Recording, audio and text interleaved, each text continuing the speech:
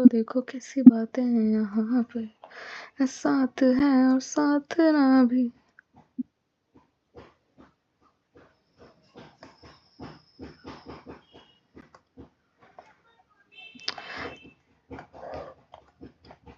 चलो, अब ये था हमारा कि कंटेंट कैलेंडर जो है हमारा क्यों ज़रूरी है।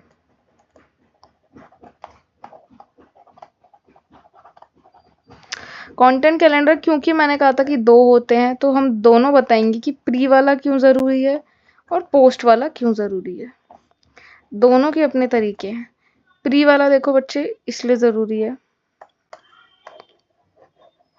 एक-एक करके समझेंगे। बादल बना दिया मैंने। अरे यार, वो गाने की लाइन मेरे दिमाग में चली जा रही है कि माना ज़माना है दीवाना, इसीलिए तूने ना जाना, तेरे लिए मैं काफ़ी हूँ। देखो देखो ये ज़माने से थक कर आते हो क्यों मासूम बनकर, तेरे लिए मैं क्या ही हूँ। तो खैर, तो प्री वाले के बारे में भी बात कर रहे थे हम फिलहाल। बीच में गाने का झटका जो दिया, I am sorry about my voice, it's not that good. Okay, तो प्री वाले की बात कर रहे थे। प्री वाला क्यों नेसेसरी है? देखो, क्योंकि हम महीना चालू होने से पहले बताते हैं। तो देखो, हमारे पास एक प्रोजेक्ट तो होता नहीं, हमारे पास 10 प्रोजेक्ट होते हैं, ठीक है। To do the work and scheduling on time. Pre वाला होता है टू एनालाइज। अब शांति से मैं समझाऊंगी कि क्या है, लिखूंगी नहीं, अब सिर्फ सुनो ध्यान से। देखो, क्योंकि as a social media manager company में आपके पास एक टीम होती है, आपके पास दसियों प्रोजेक्ट्स होते हैं। तो जब आप एक फॉर्म में बना के रख लेते हैं कि किस डेट को क्या जाएगा, किस डेट को किस तरीके का टॉपिक जाएगा, प्लान में क्या जाएगा, ठीक है, फेस्टिवल पोस्ट कब है, क्या पोस्ट होगा, उसके कैप्शंस क्या होंगे, तो आपके पास एक आइडिया हो जाता है किसी भी चीज़ का। तो आपके लिए इजी हो जाता है टीम को बताना, ग्राफिक डिज़ाइनर, वीडियो एडिटर को ये बताना कि भाई किस दिन क्या जाएगा एंड एवरीथिंग। ओके, तो बात ये होती है, क्योंकि देखो ग्राफिक डिज़ाइनर चाहे आपका पर्सनली क्यों ना हो, उसके पास भी अगर आप इतना लोड डाल दो कि भाई कल पोस्ट होना है, आज बना के दे, तो वो भी मना कर देगा कि भाई इतना जल्दी नहीं बना सकता। और क्लाइंट के भी 10 टेंट्रम होते हैं। 10 क्लाइंट हैं, उनमें से कोई एक होता है जो एक बार में अप्रूव करता है। वो कहते हैं ये चेंज कर दो, वीडियो में गाना चेंज कर दो, वीडियो में विजुअल चेंज कर दो, पोस्ट में ये फोटो हटा दो, ये वाला चेंज कर दो, ठीक है। तो अगर आप कल पोस्ट करना है, आज दे रहे हो, फिर चेंज करने के लिए डिज़ाइनर को दोगे, वो 2 घंटे लगाएगा, फिर आप दोबारा उनको भेजोगे अप्रूवल के लिए। तो समझ रहे हो? तो 10-10 दिन पहले कंटेंट बन के रख जाता है, शेड्यूल होके, अप्रूव होके, ठीक है।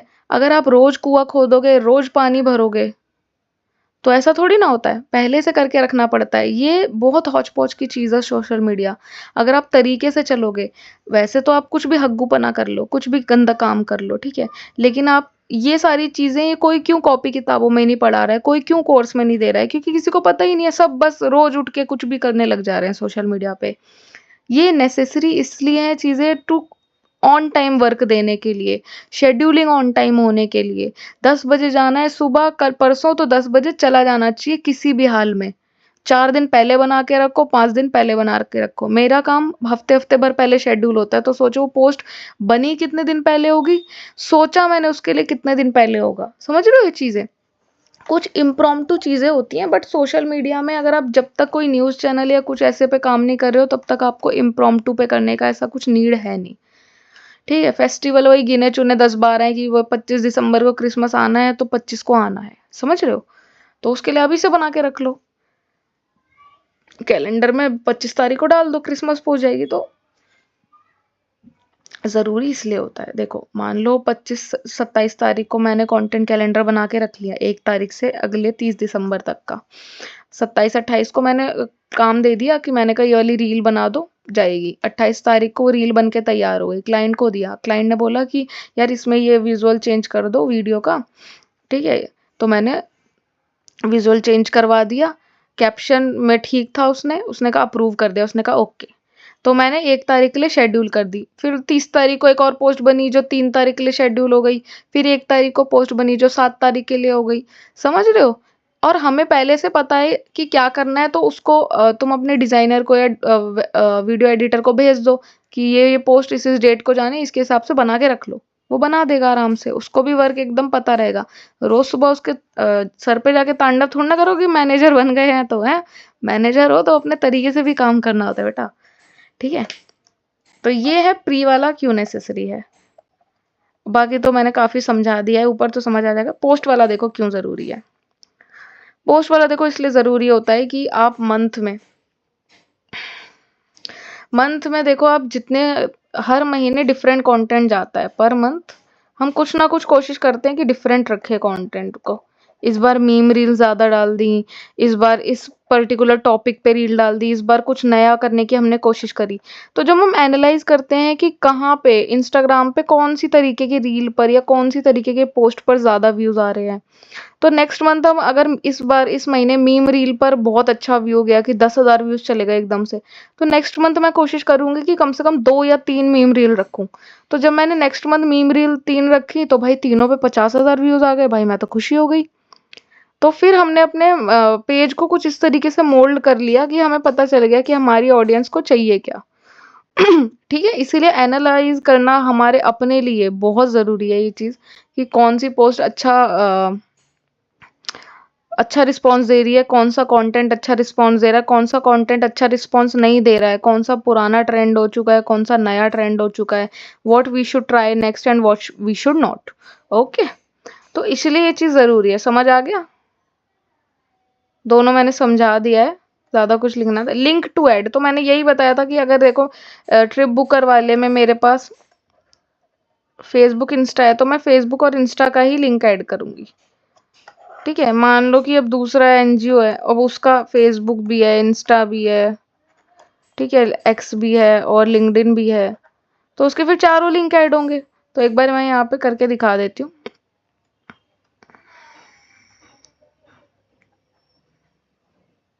जैसे यहाँ 2 कॉलम है ना, तो ऐसे यहाँ 4 कॉलम हो जाएंगे, ये और बड़ा हो जाएगा इतना। समझ रहे हो? एक्सेल पे कुछ इस तरीके से दिखेगा वो। तो इसके लिए होता है, बस इतनी ही थी वीडियो। पता नहीं मैंने गैप छोड़ रखा था, पर मैंने ऊपर ही सारा समझा दिया था, तो इसकी ज़रूरत नहीं है।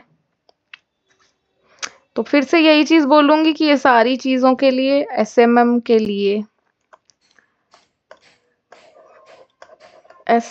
लिए इंटेलेक्ट बहुत ज़रूरी है, रेदर देन आपकी एमबीए की डिग्री। इंटेलेक्चुअल बनो, इंटेलिजेंट बनो, नहीं हो तो बनने की कोशिश करो।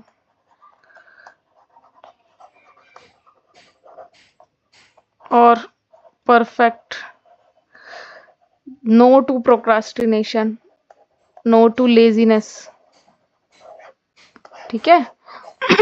तब सोशल मीडिया मैनेजर बन पाओगे। और सिर्फ रील स्क्रॉल करने से नहीं बनते हैं, थोड़ा सा पढ़ाई लिखाई, और बिकॉज आपको क्लाइंट से कम्युनिकेट करना होगा तो अपनी इंग्लिश को बेटर करो। Okay, I hope that you get my point, right?